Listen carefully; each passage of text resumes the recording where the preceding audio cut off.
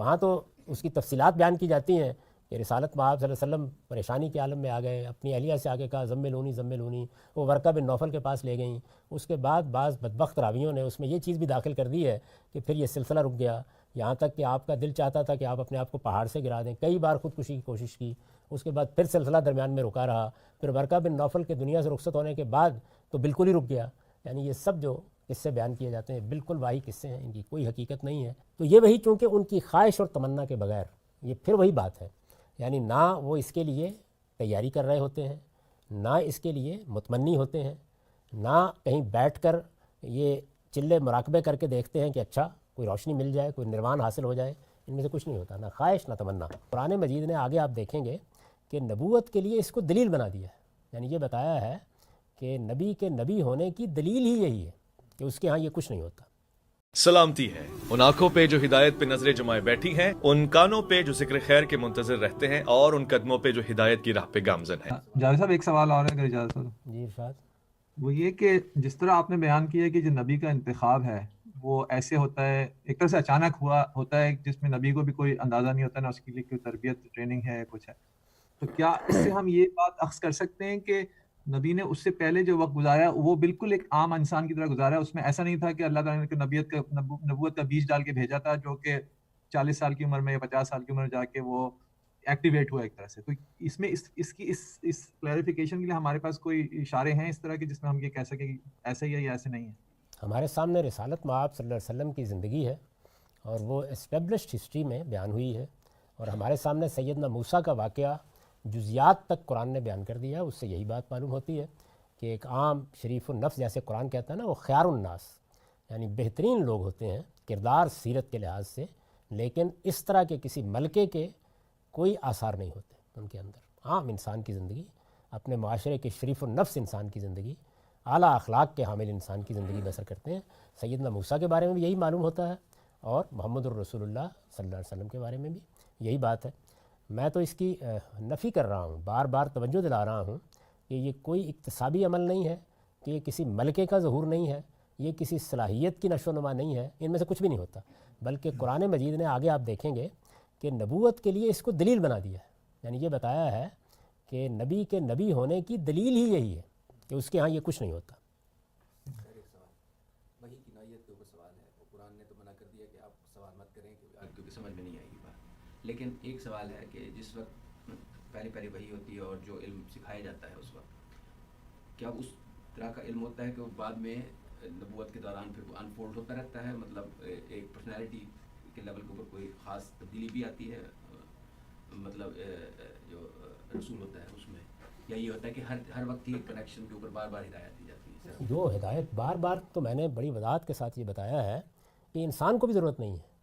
یعنی اللہ تعالیٰ نے انسان کو ہدایت دے کر بھیجا ہے، ہمارے اندر بہت سی صلاحیتیں رکھی ہیں، ہمیں خیر و شر کا شعور دیا ہے. اس کے بعد اتمام ہدایت ہوتا ہے. تو پیغمبر کے ساتھ بھی ایسا ہی ہے، یعنی قرآن نازل ہونا ہے، کوئی کتاب نازل کرنی ہے، ظاہر ہے وہ تو ہوتی ہے، رہنمائی بھی کی جاتی ہے، لیکن پیغمبر اس رہنمائی کے نتیجے میں علم کے ایسے مقام پر فائز ہو جاتا ہے کہ پھر وہ اجتہاد بھی کرتا ہے، وہ اپنی رائے بھی دیتا ہے. یہ سب چیزیں آگے زیر بحث آئیں گی، یعنی اس بحث میں اپنے وقت پر یہ سب زیر بحث آ جائیں گی. قرآن کا ارشاد ہے کہ اس کو سمجھنا انسان کے حدود علمی سے باہر ہے. یعنی کس بات کو سمجھنا حدود علمی سے باہر ہے؟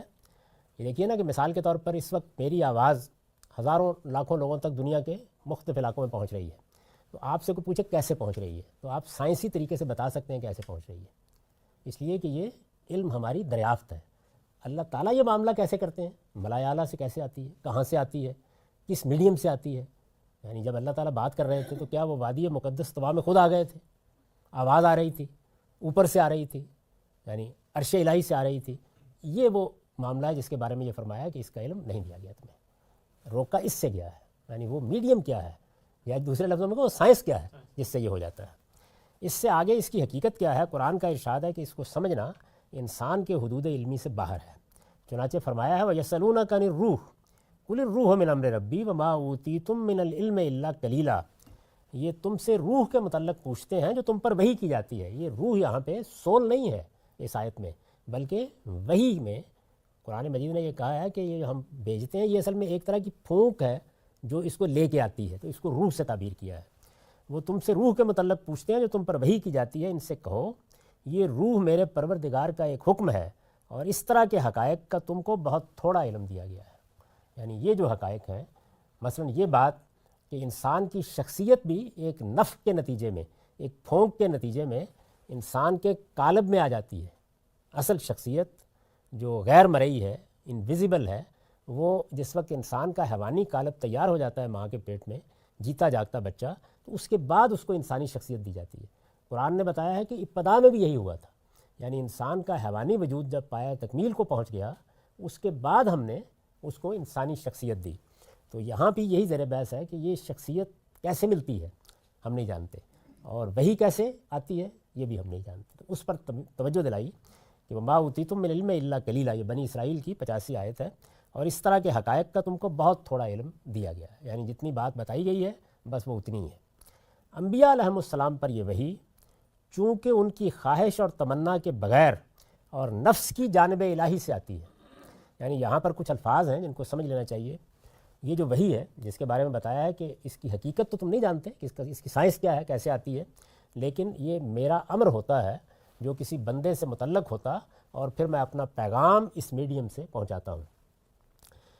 تو یہ وحی چونکہ ان کی خواہش اور تمنا کے بغیر، یہ پھر وہی بات ہے، یعنی نہ وہ اس کے لیے تیاری کر رہے ہوتے ہیں، نہ اس کے لیے متمنی ہوتے ہیں، نہ کہیں بیٹھ کر یہ چلے مراقبے کر کے دیکھتے ہیں کہ اچھا کوئی روشنی مل جائے، کوئی نروان حاصل ہو جائے، ان میں سے کچھ نہیں ہوتا، نہ خواہش نہ تمنا۔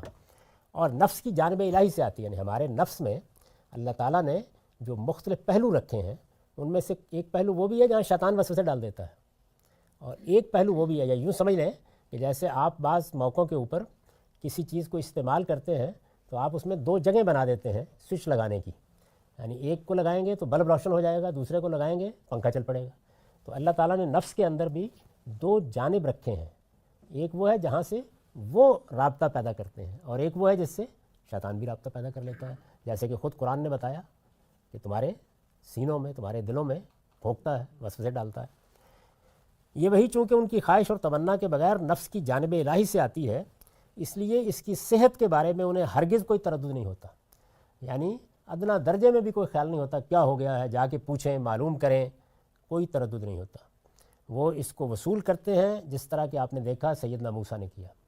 سردی کی رات ہے، اندھیرا ہے، ہاتھ کو ہاتھ سجائی نہیں دے رہا، کوئی تردد نہیں ہوا۔ کسی ورقہ بن نوفل کے پاس نہیں گئے، کسی سے مشورے کی ضرورت نہیں پیش آئی، اہلیہ سے آ کے نہیں کہا کمبل اڑاؤ مجھ کو، میرے ساتھ کیا معاملہ ہو گیا، کچھ نہیں ہوا ان میں سے۔ اسی طرح سے رسالت میں آپ صلی اللہ علیہ وسلم کا معاملہ بھی یہی، آگے قرآن بیان کرے گا کہ ان میں سے کچھ بھی نہیں ہوا۔ انبیاء علیہم السلام پر یہ وحی چونکہ ان کی خواہش اور تمنا کے بغیر اور نفس کی جانب الہی سے آتی ہے، اس لیے اس کی صحت کے بارے میں انہیں ہرگز کوئی تردد نہیں ہوتا، یعنی وہ جیسے ہی رابطہ پیدا ہوتا ہے پہلی بار تو فوراً یقین کا آخری درجہ حاصل ہو جاتا ہے، کوئی تردد نہیں ہوتا، کوئی مشورے کی ضرورت نہیں ہوتی، کوئی بے چینی نہیں ہوتی، کوئی اضطراب نہیں ہوتا، کوئی پریشانی نہیں ہوتی، ان میں سے کسی چیز کا کوئی سوال نہیں۔ تاہم ان کے اطمینان قلب کے لیے اللہ تعالیٰ اس کے ساتھ ان کو وقتاً فوقتاً بعض غیر معمولی مشاہدات بھی کرا دیتے ہیں، یعنی یہ سلسلہ بھی چلتا رہتا ہے اور غیر معمولی مشاہدات بھی ہوتے رہتے ہیں تاکہ تقویت حاصل ہوتی رہے، کوئی تردد بھی نہیں ہوتا اور مزید کمک بھی پہنچتی رہتی ہے، جیسے سیدنا ابراہیم کا معاملہ بیان ہوا ہے۔ بیت الحرام سے مسجد اقصیٰ تک کے سفر کے جس رویا کا ذکر قرآن میں ہوا ہے وہ اسی کی مثال ہے، یعنی اللہ تعالیٰ بعض مشاہدات بھی کراتے رہتے ہیں۔ اس طرح کے مشاہدات کھلی آنکھوں سے بھی ہوتے ہیں، یہ چونکہ رویا تھا، یعنی بیت الحرام سے مسجد اقصیٰ تک، تو صرف یہی نہیں ہے بلکہ کھلی آنکھوں سے بھی یہ مشاہدات ہوتے ہیں، عالم بالا دکھا دیا جاتا ہے، اللہ تعالیٰ اپنی نظم کائنات کہاں سے چلا رہے ہیں وہ کھول دیے جاتے ہیں۔ اسی نوعیت کا ایک مشاہدہ قرآن میں اس طرح بیان ہوا ہے۔ اب قرآن مجید نے سورہ نجم میں پہلے وہ واقعہ بیان کیا ہے جس کا حوالہ میں نے اس سے قبل دیا، یعنی اس میں بیان کیا گیا ہے کہ پہلی مرتبہ یہ معاملہ کیسے ہوا، افق اعلیٰ پر نمودار ہوئے، کسی غار میں نہیں، کسی اندھیرے میں نہیں، پہلی مرتبہ کہاں نمودار ہوئے، کھلے آسمان پر، جبریل امین اپنی اصل صورت میں آئے، روایتوں سے بھی اس کی تفصیل معلوم ہو جاتی ہے، اور یہ معلوم ہوتا ہے کہ پورے افق پر گویا چھائے ہوئے تھے، وہ سامنے نظر آئے، قرآن کہتا ہے پھر وہ قریب ہوئے، 2 کمان کا فاصلہ رہ گیا، اس طرح انہوں نے وحی کی۔ پھر قرآن نے کہا دوسرا واقعہ کیسے پیش آیا، یعنی تاکہ کوئی تردد باقی نہ رہے، اور یہ جو ہمارے ہاں قصے مشہور ہو گئے ہیں اس معاملے میں یہ واہی قصے لوگوں کے ذہنوں سے نکل جائیں، پیغمبر اس طرح نہیں بنائے جاتے۔ تو اب دوسرا واقعہ بیان کیا ہے، بیت الحرام سے مسجد اقصی تک کے سفر کے جس رویا کا ذکر قرآن میں ہوا ہے وہ اسی کی مثال ہے، یعنی غیر معمولی مشاہدات کی۔ اس طرح کے مشاہدات کھلی آنکھوں سے بھی ہوتے ہیں۔ اسی نوعیت کا ایک مشاہدہ قرآن میں اس طرح بیان ہوا، یہ دوسرا واقعہ ہے۔ یعنی قرآن مجید نے پہلے یہ بیان کیا کہ پہلی ملاقات کیسے ہوئی، اس کے بعد یہ بتایا دوسری کیسے ہوئی۔ دوسری کیا ہے؟ وَلَقَدْ رَآهُ نَزْلَةً أُخْرَىٰ عِندَ سِدْرَةِ الْمُنتَهَىٰ عِندَهَا جَنَّةُ الْمَأْوَىٰ إِذْ يَغْشَى السِّدْرَةَ مَا يَغْشَىٰ مَا زَاغَ الْبَصَرُ وَمَا طَغَىٰ لَقَدْ رَأَىٰ مِنْ آيَاتِ رَبِّهِ الْكُبْرَىٰ۔ یہ اسی سورہ نجم کی 13 سے 18 آیات ہیں۔ اور اس نے ایک مرتبہ پھر، یعنی پہلی بار کے بعد دوسری مرتبہ اسے سدرۃ المنتہا کے پاس اترتے دیکھا ہے، جس کے پاس ہی جنت الماوا ہے۔ یعنی اب کیا ہوا؟ پہلی مرتبہ جبریل اس عالم میں نظر آئے اور دوسری مرتبہ وہ عالم کھول دیا گیا، یعنی جس میں گویا اللہ تعالیٰ کی براہ راست بادشاہی یا عالم ناسوت کے بعد عالم لاہوت کی سرحدیں شروع ہوتی ہیں، جس کے پاس ہی جنت الماوا ہے، ٹھکانے کی جنت، یعنی جو ارواح اوپر جا رہی ہیں ان کو جہاں ابتدا میں ٹھہرایا جاتا ہے، جس کے بعد پھر ظاہر سلا دیا جاتا ہے۔ تو فرمایا کہ وہ جگہ بھی کھول دی گئی۔ جب یہ ہوا، جب سدرہ پر چھا رہا تھا جو کچھ کے چھا رہا تھا، وہاں پر گویا ایک بیری کا سا درخت ہے جس کے اوپر اس وقت تجلیات و انوار کی بارش ہو رہی تھی، تو اس کو قرآن مجید نے بیان کیا ہے کہ سدرہ پر چھا رہا تھا جو کچھ کے چھا رہا تھا۔ اب یہ بتایا کہ جب یہ مشاہدہ ہوا، اتنا غیر معمولی مشاہدہ، اور یہ دوسرا واقعہ تھا، تو رسالت مآب صلی اللہ علیہ وسلم کا رد عمل کیا تھا؟ فرمایا ما زاغ البصر وما طغیٰ، اس کی نگاہ نہ بہکی نہ بے قابو ہوئی۔ لقد رأى من آیات رب الکبریٰ، اس نے اپنے پروردگار کی بڑی بڑی نشانیاں دیکھی، یعنی اس وضوح کے ساتھ، اس طرح کوئی تردد، کوئی تذبذب، کوئی چیز نہیں ہوئی۔ اسی سورہ میں آپ آگے پڑھیں گے تو یہ کہا ہے کہ ما کذب الفؤاد ما رأى، یعنی دل میں کوئی ادنا تردد بھی نہیں گزرا۔ وہاں تو اس کی تفصیلات بیان کی جاتی ہیں کہ رسالت مآب صلی اللہ علیہ وسلم پریشانی کے عالم میں آ گئے، اپنی اہلیہ سے آگے کہا زملونی، وہ ورقہ بن نوفل کے پاس لے گئیں۔ اس کے بعد بعض بدبخت راویوں نے اس میں یہ چیز بھی داخل کر دی ہے کہ پھر یہ سلسلہ رک گیا، یہاں تک کہ آپ کا دل چاہتا تھا کہ آپ اپنے آپ کو پہاڑ سے گرا دیں، کئی بار خودکشی کی کوشش کی، اس کے بعد پھر سلسلہ درمیان میں رکا رہا، پھر ورقہ بن نوفل کے دنیا سے رخصت ہونے کے بعد تو بالکل ہی رک گیا۔ یعنی یہ سب جو قصے بیان کیے جاتے ہیں بالکل واہی قصے ہیں، ان کی کوئی حقیقت نہیں ہے۔ اس موضوع کے اوپر ہمارے ہاں بڑا تفصیلی کام کر کے ہم نے بتا دیا ہے کہ یہ ساری کی ساری روایت در حقیقت ان لوگوں کی بنائی ہوئی روایت ہے کہ جو پیغمبری کو بھی ایک صوفیانہ مشاہدے کے طور پر دیکھتے ہیں، اس کی کوئی حقیقت نہیں۔ تو قرآن مجید نے یہاں اس طرح اس کو بیان کیا ہے کہ اس طرح دیکھا۔ انبیاء علیہم السلام کے ساتھ مخاطبہ الہی کے یہ طریقے قرآن نے ایک ہی جگہ بیان کر دیے ہیں، یعنی یہ اوپر میں نے بتایا کہ یہ 3 طریقے اختیار کیے جاتے ہیں اور وہ سب بیان کر دیے ہیں خود سورہ شورى میں۔ ارشاد فرمایا ہے وَمَا كَانَ لِبَشَرٍ يُكَلِّمَهُ اللَّهُ إِلَّا وَحْيًا وَمِن وَرَاءِ حِجَابٍ أَوْ يُرْسِلَ رَسُولًا فَيُوحِي بِإِذْنِهِ مَا يَشَاءُ إِنَّهُ عَلِيٌّ حَكِيمٌ۔ یہ سورہ شورى کی 51 آیت ہے۔ انہیں اصرار ہے کہ خدا ان سے براہ راست کیوں کلام نہیں کرتا، ان سے کہو کسی انسان کی یہ شان نہیں ہے کہ اللہ اس سے روبرو بات کرے، الا یہ کہ وہ وحی کے ذریعے سے ہو یا پردے کے پیچھے سے، یا پھر کوئی فرشتہ بھیجے کہ وہ اس کے اذن سے جو وہ چاہے وحی کر دے، یقیناً وہ بڑا ہی عالی مقام ہے، بڑی حکمت والا ہے۔ آیت کے الفاظ سے واضح ہے کہ نبی کے دل میں یہ القاء محض فکر و خیال کی صورت میں نہیں ہوتا، یعنی ایسا نہیں کہ ایک خیال ڈال دیا اس کو آپ خود الفاظ دے دیں گے، بلکہ کلام کی صورت میں ہوتا ہے جس کو وہ سنتا، سمجھتا اور محفوظ بھی کر لیتا ہے۔ یعنی خواہ یہ کلام وحی کے ذریعے سے آئے یا فرشتہ پہنچائے، پردے کے پیچھے سے آواز آئے، یہ جیسے بات کرتے ہیں ہم اس طریقے سے، کبھی آواز میں اور کبھی الفاظ دل میں ڈال دیے جاتے ہیں، لیکن یہ کلام ہوتا ہے جس کو وہ سنتا، سمجھتا اور محفوظ بھی کر لیتا ہے۔ اس کے الفاظ و اسالیب، یعنی اب یہ جو کلام ہے اللہ نے کرنا ہے، کرنا کس سے ہے؟ بندے سے کرنا ہے۔ تو اللہ جب بندے سے کلام کرے گا تو زبان، اسالیب، الفاظ کیا منتخب کرے گا؟ اپنی کوئی زبان نہیں، اس کے الفاظ و اسالیب البتہ بالعموم وہی منتخب کیے جاتے ہیں جو پیغمبر کے خزانہ علم میں پہلے سے موجود ہوتے ہیں۔ یعنی ظاہر ہے کہ پیغمبری جب دی جاتی ہے تو اس سے پہلے پیغمبر جس زبان سے واقف ہوتا ہے اس زبان کے الفاظ، اسالیب، انہی کو لے کر اللہ تعالیٰ کلام فرماتے ہیں، تاکہ اس کے لیے، کیوں ایسا کیا جاتا ہے؟ تاکہ اس کے لیے وہ کوئی ناقابل فہم اور اجنبی چیز بن کر نہ رہ جائے، سمجھ میں آنی چاہیے بات۔ تو پیغمبر کی زبان، اس لیے قرآن مجید نے اپنے بارے میں یہ کہا ہے کہ یہ بلسان عربی مبین ہے، واضح عربی زبان میں۔ دوسری جگہ تصریح کیا بلسانک، یہ آپ کی زبان میں، رسول اللہ صلی اللہ علیہ وسلم کو خاص طور پر کہا ہے کہ یہ آپ کی زبان میں۔ یہ اسی کا نتیجہ ہے کہ انبیاء علیہم السلام کے احوال و وقائع اور ان کی استعداد و صلاحیت کے لحاظ سے ان کی وحی میں بھی لفظ اور معنی دونوں کے لحاظ سے غیر معمولی فرق ہو جاتا ہے.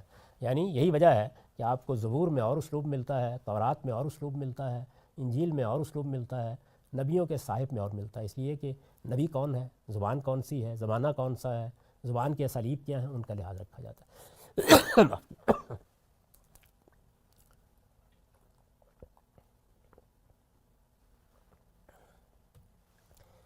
یہ بحث تھی کہ اللہ تعالیٰ پیغمبروں کو جو وحی بھیجتے ہیں اور نبوت کے منصب پر فائز کرتے ہیں تو اس کی حقیقت کیا ہوتی ہے، کیا چیز ہے. آپ نے دیکھا کہ میں نے اس میں خاص طور پر جس چیز کی طرف توجہ دلائی ہے وہ یہ ہے کہ یہ کوئی اکتسابی عمل نہیں ہوتا، اس میں کوئی تردد کا سوال نہیں ہوتا. اس کی وجہ کیا ہے؟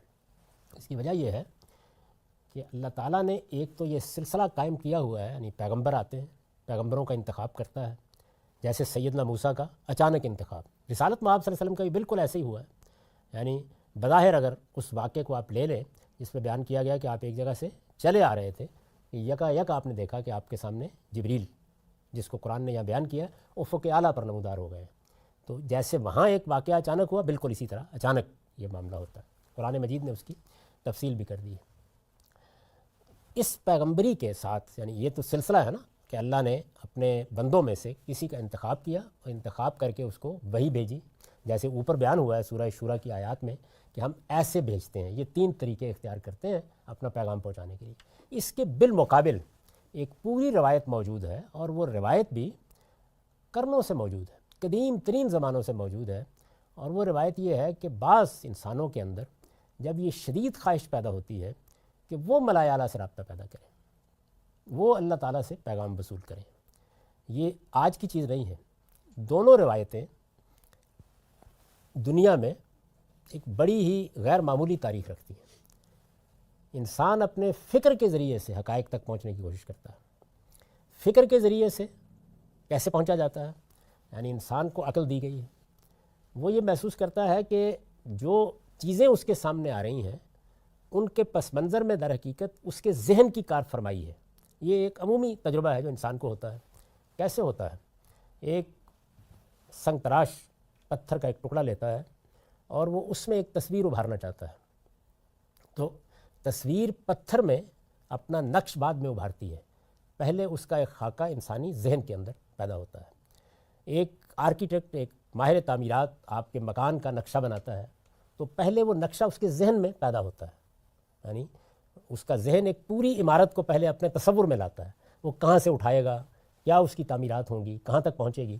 یہ جو بڑی بڑی عمارات اس وقت بنی ہیں جو ایک لحاظ سے اگر قدیم انسان کو اٹھائیں تو عجوبہ بن گئی ہیں، تو ظاہر ہے کہ یہ سب سے پہلے ذہن میں تعمیر ہوئی ہیں.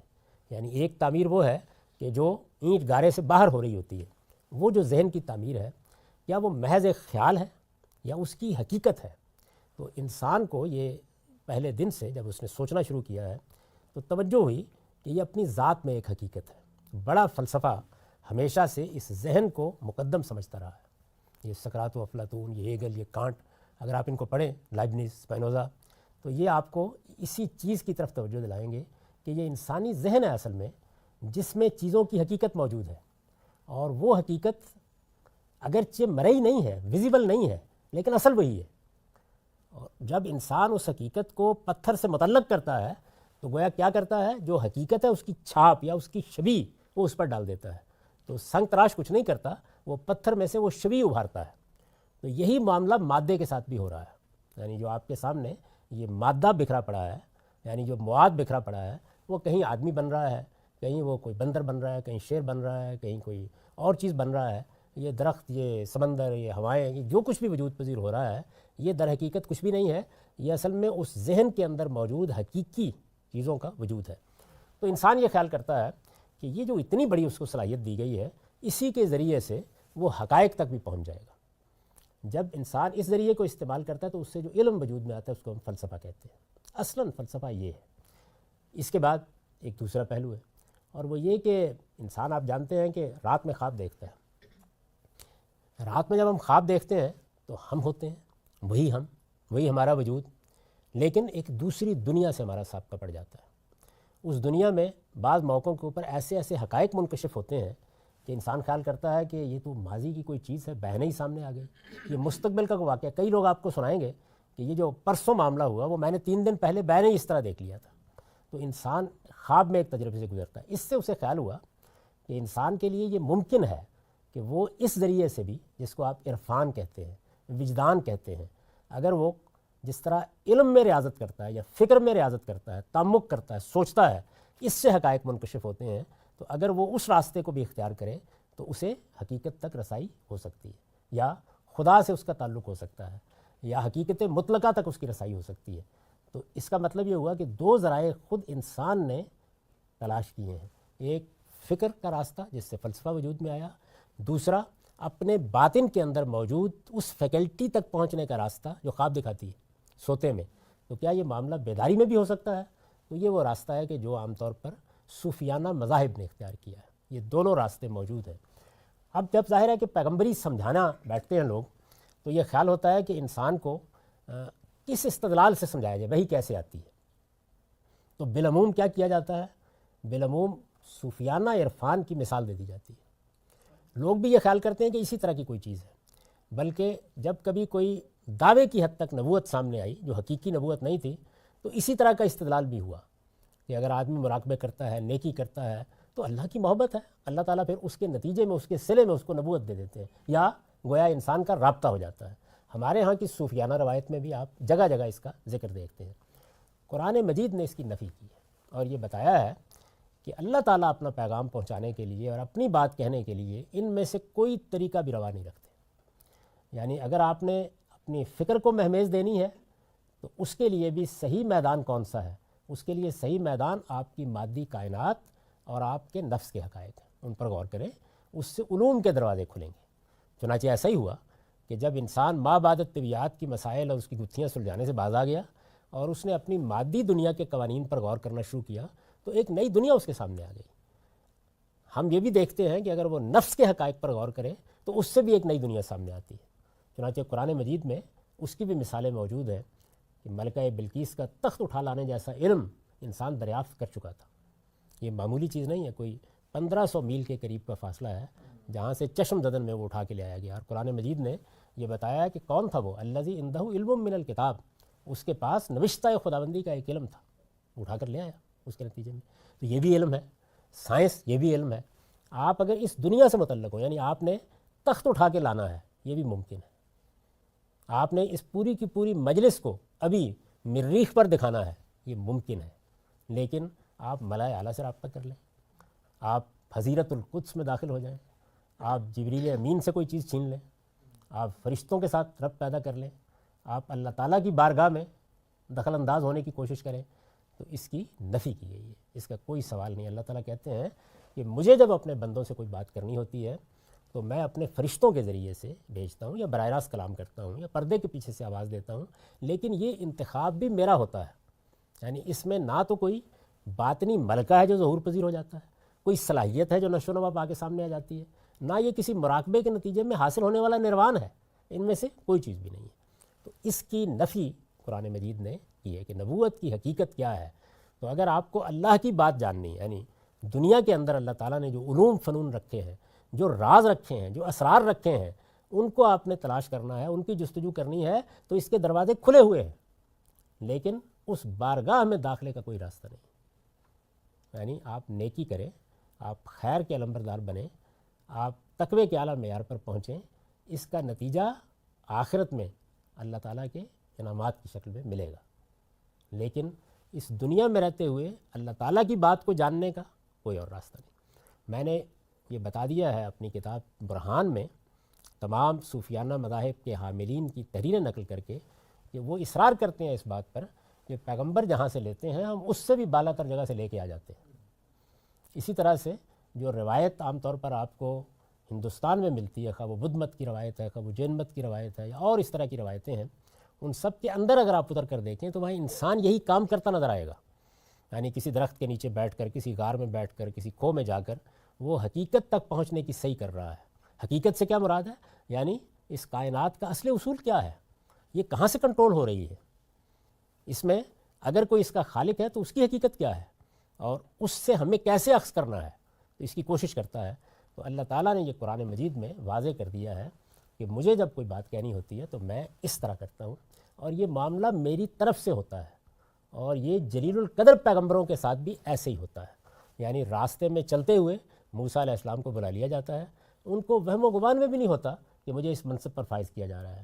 یہی صورتحال محمد الرسول اللہ کے بارے میں بیان کی ہے. یہ توجہ دلانا اس لیے مقصود تھا کہ ان چیزوں کو خلط ملط کر دیا جاتا ہے. یہاں تک کہ آپ دیکھیں گے کہ جو ریکنسٹرکشن ہے علامہ اقبال کی، اس میں انہوں نے پیغمبرانہ مشاہدات کے لیے معیار بنا دیا صوفیانہ مشاہدے کو. یہ دونوں اپنی نوعیت کے لحاظ سے بالکل الگ الگ چیزیں ہیں، ان کا آپس میں کوئی تعلق نہیں ہے. یعنی یہ یوں نہیں ہے کہ شاعر خدا نے پیدا کیا تھا، مشق ریاضت کے نتیجے میں اعلیٰ شاعری سامنے آنی شروع ہو گئی. اللہ تعالیٰ نے کسی شخص کو مصور پیدا کیا تھا، ایک ملکہ عطا کیا تھا. اسی طرح کا ایک ملکہ نبوت ہے جس کا ظہور ہو جاتا ہے ریاضت سے، مشق سے، مزاولت سے. ان میں سے کوئی چیز نہیں ہوتی. اس کے ایک ایک پہلو کو ہم اس کتاب میں زیر بحث لائیں گے کہ پیغمبری کیا چیز ہے، نبی کی معرفت کیسے حاصل ہوتی ہے، یہ سب چیزیں زیر بحث آئیں گی. لیکن یہاں جس چیز کو بیان کرنا مقصود تھا وہ یہ چیز تھی کہ پیغمبری یہ ہے، یہ مخاطبہ الہی ہے، یہ محبت ربانی ہے، یہ اللہ کا انتخاب ہے، اور یہی وہ قابل اعتماد ذریعہ ہے جس سے آپ اللہ کی ہدایت پاتے ہیں. اس کے سوا کوئی ذریعہ سرے سے موجود ہی نہیں ہے. اور یہ جو ذریعہ ہے یہ پھر جتنے آپ دنیا کی علمی تاریخ کا اگر مطالعہ کریں تو انسان کے بارے میں، کائنات کے بارے میں، انسان کے اخلاقی وجود کے بارے میں آپ بالکل حیرت زدہ ہو جاتے ہیں کہ جب قرآن ان سوالوں کا جواب دیتا ہے تو کیسی متعین، کیسی قطعی، کیسی صاف اور کیسی واضح بات کرتا ہے، اور کس طرح ایک ایک چیز کو بالکل حل کر دیتا ہے. یعنی انسان جن چیزوں میں گرداں رہا ہے اور اپنی سرگردانی کی حکایت سناتا ہے، اس سے بالکل نکل کر آپ صراط مستقیم پر کھڑے ہو جاتے ہیں. تو ان کو الگ الگ کر لیجئے بالکل. یعنی اچھی طرح سمجھ لیجئے کہ ہمیں جو یہ نفسی صلاحیتیں دی گئی ہیں، یہ جو ہمارے باطن کے اندر بعض فیکلٹیز رکھی گئی ہیں، یہ نفس جن قوانین کے ساتھ کام کرتا ہے، ان کو دریافت کرنے میں کوئی معنی نہیں ہے، ضرور کریں، لیکن اس سے آپ اوپر نہیں جائیں گے، اسی دنیا میں رہیں گے. اور اس دنیا میں یہ صلاحیت بھی پیدا کی جا سکتی ہے کہ ملکہ بلقیس کا تخت چشم میں اٹھانا ہے. وہ نفسی علوم میں سے کسی علم کا ماہر ہے. الذی عنده علم من الکتاب، اس کے پاس اللہ کے نوشتے، اللہ کے قانون کا ایک علم تھا جس کے نتیجے میں وہ یہ سب کرے. اور ابھی آپ نے دیکھا کہ مادے کے قوانین پر انسان نے جب غور کرنا شروع کیا تو وہاں وہ کیا کچھ کرنے میں کامیاب ہو گیا. یعنی اس وقت کی دنیا کو اگر آپ آج سے 200 سال پہلے کے کسی انسان کو اٹھائیں اور اس کے سامنے پیش کر دیں اور یہ بتائیں کہ یہ سب ہو رہا ہے، تو وہ اسی طرح تعجب کا اظہار کرے گا جیسے آپ کو تعجب ہو رہا ہے کہ ملکہ بلقیس کا تخت کیسے آ گیا تھا. تو یہ دونوں علوم دنیا کے اندر موجود ہیں. ان میں اگر کوئی آدمی اشتغال پیدا کرتا ہے تو کوئی ممنوع نہیں ہے. بس یہ کہ یہ سمجھ لینا چاہیے کہ اس میں شیطان کی دراندازی کا موقع ہوتا ہے. نفسی علوم میں وہ اس غلط فہمی میں مبتلا نہ کر دے کہ آپ کہیں بارگاہ میں پہنچ گئے ہیں. کوئی بارگاہ میں نہیں جاتا، سب کچھ یہیں ہو رہا ہوتا ہے، اور سارے مشاہدات بھی یہیں کے ہوتے ہیں، سارے اکتشافات بھی یہیں کے ہوتے ہیں. یہ جو کچھ ہے یعنی اللہ کی طرف سے، اس کا طریقہ یہ ہے. اس میں پیغمبر کا انتخاب کیا جاتا ہے اور اس کے ذریعے سے اس کو مشاہدات بھی کرائے جاتے ہیں، اس کو وحی بھی کی جاتی ہے، اس کو معجزات بھی دیے جاتے ہیں. لیکن یہ الہی انتخاب، یعنی یہاں اوپر سے انتخاب ہوتا ہے، ربانی محبت ہوتی ہے. آپ کسی چلے، کسی ریاضت، کسی ملکے کی نشو و نما سے اس کو نہیں پا سکتے. یہ بنیادی بات ہے جس کو بیان کرنا مقصود تھا. تو میرے نزدیک غار حرا کا افسانہ در حقیقت اس بنیادی حقیقت کو ایک صوفیانہ نوعیت کی چیز بنا دینے کے لیے وضع ہوا ہے. اس کی کوئی حقیقت نہیں ہے. یہ اس لیے تنبیہ یا توجہ کرنی ضروری تھی. روایت کیا ہے، روایت کہاں سے آئی ہے، کن لوگوں نے بیان کی ہے، اس پر ہمارے ہاں بہت تفصیلی کام ہو چکا ہے. آپ میں سے جس کو اس کی خواہش ہو وہ اس کو ضرور پڑھ لے. یہاں میں اگر اس میں داخل ہوتا ہوں تو بہت سا وقت اس کی نظر ہو جائے گا، تو آپ اس کو دیکھ سکتے اور پڑھ سکتے ہیں. لیکن اچھی طرح اس بات کو نوٹ کر لیجئے کہ رسالت میں آپ صلی اللہ علیہ وسلم کو نہ کوئی تردد لاحق ہوا ہے، نہ آپ کی آنکھ بہکی ہے، نہ آپ نے کوئی اپنی پیغمبری کے بارے میں شبہ ظاہر کیا ہے، نہ کسی ورقہ بن نوفل سے اس کی تصدیق کی ضرورت پڑی ہے. قرآن کے الفاظ میں نہ آنکھ جھپکی ہے، نہ بے قابو ہوئی ہے، نہ دل نے کسی چیز کی تردید کی ہے. جو کچھ دیکھا ہے کھلی آنکھوں سے دیکھا ہے، اس کی شہادت دی ہے اور آ کے انسانوں کے سامنے بیان کیا ہے کہ مجھے میرے پروردگار نے اس عظیم منصب کے لیے منتخب کر لیا ہے. پیغمبروں کا انتخاب اس طرح ہوتا ہے. اس کی شان دیکھنی ہو تو سیدنا موسیٰ کا واقعہ پڑھیے، اس کا کمال دیکھنا ہو تو سورہ نجم میں رسالت مآب صلی اللہ علیہ وسلم کی وحی کی داستان پڑھیے. اس میں قرآن نے الفاظ استعمال کیے ہیں یہ کہ یہ پہلا واقعہ ہے اور یہ دوسرا واقعہ ہے. تو اس وجہ سے کوئی گنجائش اس بات کی نہیں ہے کہ اس طرح کے قصے اور کہانیاں اس کے بارے میں مانے جائیں. اقول قولی ھذا واستغفر اللہ لی ولکم ولسائر المسلمین.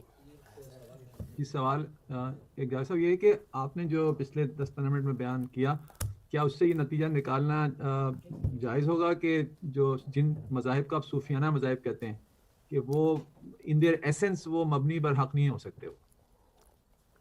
اس کا کوئی امکان ہی نہیں ہے سر سے، اس لیے کہ وہ انسانی نفسی کی فریب دہی کا نتیجہ ہوتے ہیں.